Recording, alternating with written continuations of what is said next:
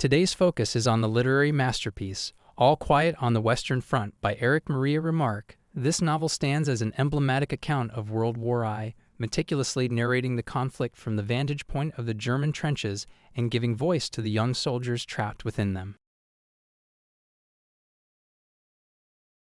All Quiet on the Western Front provides an unparalleled portrayal of the harrowing experiences of World War I through its central character, Paul Baumer.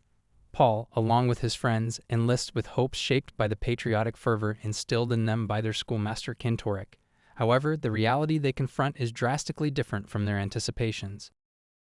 Their initiation into the military comes under the seasoned guidance of Stanislaus Kaczynski, commonly referred to as Kat.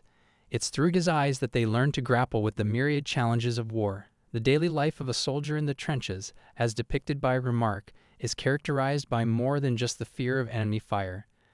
There are the pervasive threats of hunger, exposure to harsh weather conditions, the risk of disease, and the omnipresent specter of death. Throughout the novel, the visceral descriptions of battle are relentless, from the deafening explosions to the unsparing injuries they inflict, from the gnawing rats to the mud that seems to permeate everything.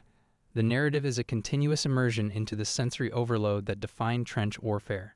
Amid this chaos, the only solace for Paul and his comrades like Jaden Muller and Kropp comes in the form of the camaraderie they share. A particularly heart-wrenching moment in the story occurs when Paul is forced into a life-or-death struggle with a French soldier in a shell hole. After injuring the soldier, Paul is confronted with the man's slow death. During these agonizing hours, Paul recognizes the shared humanity that binds both of them, seen past the labels of friend and foe. His intent to write to the soldier's family, even if ultimately unfulfilled, speaks to the deep internal conflict he grapples with throughout the narrative. Paul's home leave serves as a poignant interlude in the novel. His civilian life, which should have offered a reprieve, only deepens his sense of estrangement.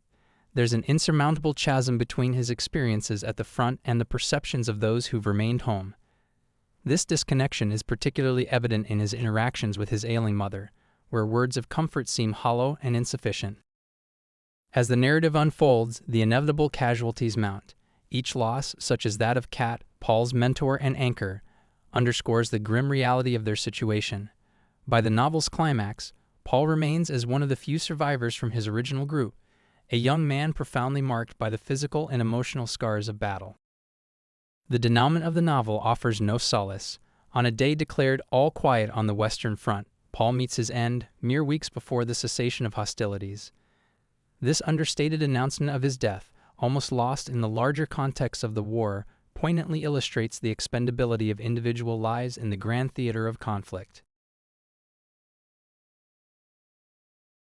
The strength of All Quiet on the Western Front isn't limited to its raw descriptions of the war. It shines most brightly in its introspective moments. The novel ceaselessly probes profound existential questions, often using Paul's internal monologues as a conduit. In him, we see the embodiment of a generation's struggle to find meaning in a seemingly senseless world. Moreover, Remarque's portrayal of the lost generation serves as a critique of society at large. The establishments, schools, governments, and even familial structures that thrust the young into the abyss of war come under scathing scrutiny. By juxtaposing the irrevocable human costs against the transient political gains, the narrative magnifies the tragic futility of war. This novel, though rooted in the specific context of World War I, possesses a universality that transcends time and place.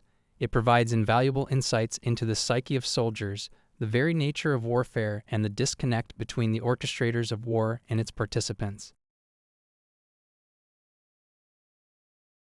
All Quiet on the Western Front stands tall as a literary beacon, illuminating the inescapable truths about war and humanity. Its lessons, poignant and profound, make it essential reading for anyone seeking to understand the intricate tapestry of human conflict and resilience.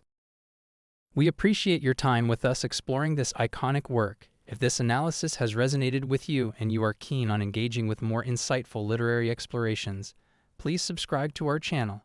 Your support propels us forward, ensuring we continue to shine a light on both classic and contemporary literary treasures.